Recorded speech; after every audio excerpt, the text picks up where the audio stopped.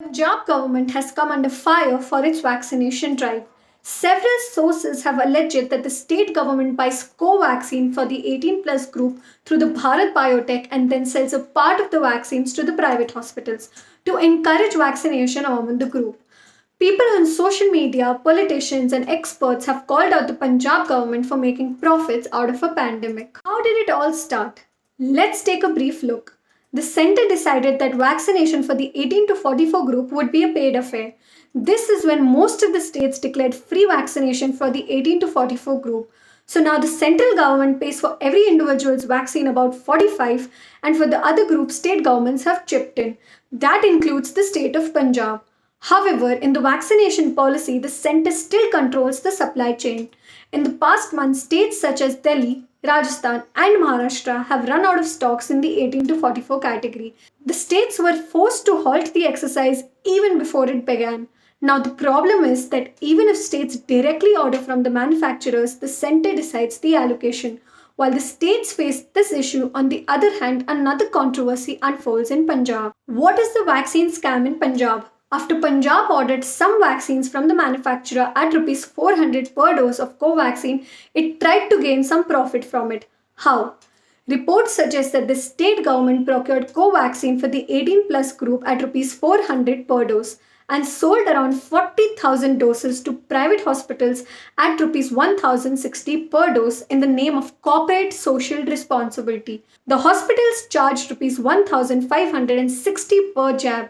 The government made a profit of Rs 660 per dose and private hospitals Rs 500 per dose. Many politicians also alleged that the state government had a bank account named Vaccination CSR Fund, and private hospitals deposited the money in that account.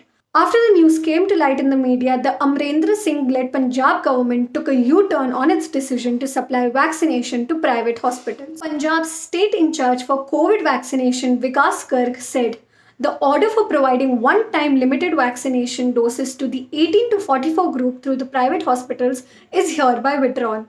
The government further added that it has asked all the private hospitals to return all the vaccine doses that have been used by them.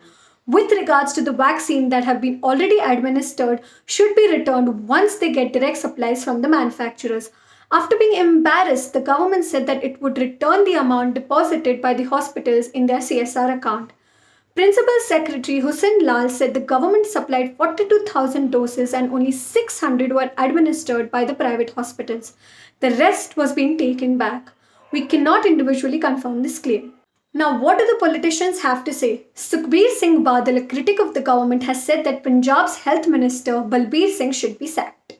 Balbir Singh cannot get away with this criminal act by feigning ignorance about the entire issue. It is his department officers who have sanctioned this act. Sindhu should be dismissed immediately and a judicial probe should be conducted into this multi-crore scam. The Union Minister Prakash Javadekar said that Punjab government has provided more than 1.40 lakh doses of Covaxin at Rs 400 and they've given it to 20 private hospitals at Rs 1000. Initially, the Punjab government had only demanded decentralization of vaccination. However, now it has said that it needs to be centralized back. On the other hand, Punjab Health Minister Balbir Singh Sindhu had distanced himself from the controversy. He said he doesn't have any control over vaccines. He's just involved in the treatment, testing, sampling of COVID-19 and vaccination camps. He promised to set up an inquiry regarding the allegation made.